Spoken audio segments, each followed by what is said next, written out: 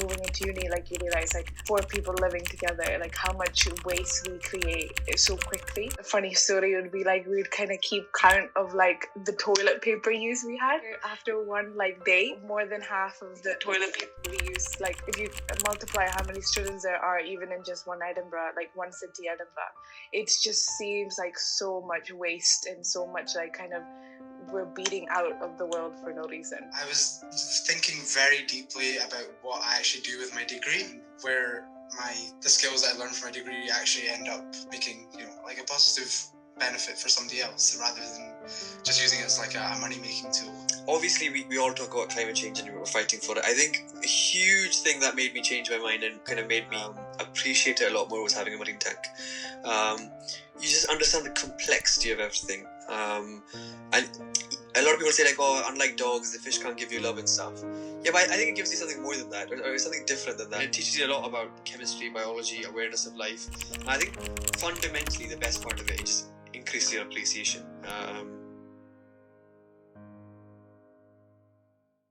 3 of us came together and we were just like kind of ranting about how we were awful people. The issue is 20-year-olds can't make much of a difference in terms of climate change and stuff, right? Maybe you can. Look at Greta Thunberg. We talk about waste a lot, about coral bleaching, pollution, and I think plastic pollution became a huge thing in that time. London was having Extinction Rebellion, so we were kind of like just having a conversation. And then it was like, why are we just stopping at a conversation? Why aren't we doing something about it? Trail of Hope is all about utilizing student intellect for making a sustainable difference. The key word being sustainable. If we're talking about sustainability, it's just something that just sort of keeps going without us having to put any action into it. Like even though, like, let's say a beach cleanup is such a good idea, we wanted it to be something that can go on without us being there. So it won't be like a isolated event. It will be something that can go on because of our influence. I'd say education is probably the best way, maybe not the only way, but perhaps the best way that you can do that. I can operate on 10,000, 20,000 patients in my life and save their lives, sure. But I think if I can teach maybe 1,000 kids, that'll probably compound to a lot more changes in the world. Jeevan already had like a project with Uganda, and we were like raising money for that, kind of organizing to go teach in schools within Uganda. So that was like our big project that we would like kick off, but then it just didn't happen. Uganda went into like serious lockdown. We just couldn't go there. Unfortunately, due to COVID, that got cancelled, and so did a lot of our kind of ideas on paper. It just couldn't happen just because of COVID restrictions. And then we had the COVID hackathon.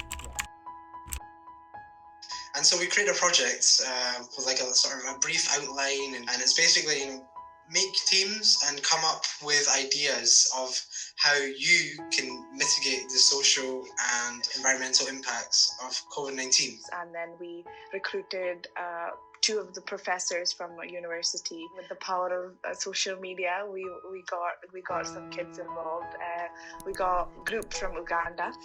Their pitch was that I think food was being rationed in villages all around Kampala in Uganda. People were asking government to supply food.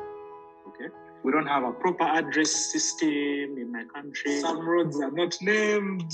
We don't have a standardized address system. And these guys made a QR system, and the fantastic thing was they actually did make it. They made a QR system whereby you can triage food to people who needed the. Jivan calls me and he's like, hey, my God, so I have some good news for you. I'm like, hey, what's up? He's like, you guys won. I'm like, nah, I don't think so. Are you sure? He's like, yeah. We thought that was probably the most utilitarian proposal out there because it just impacted way more people. Relief Access took this and made people also have a panel of people that are out there to actually see value in what we suggested. Well, that was a plus. Yeah, not something that I was expecting, but it definitely was a plus.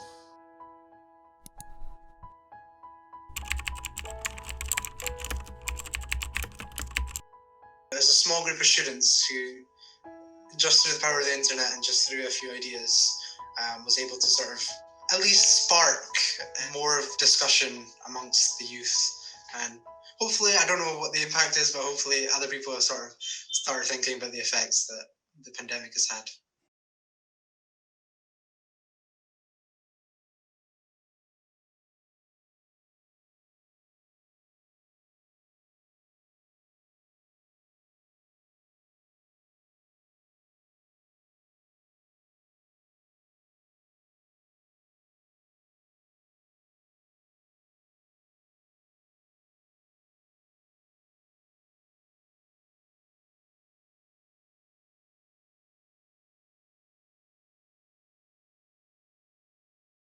a trail of good things, good vibes. Good vibes.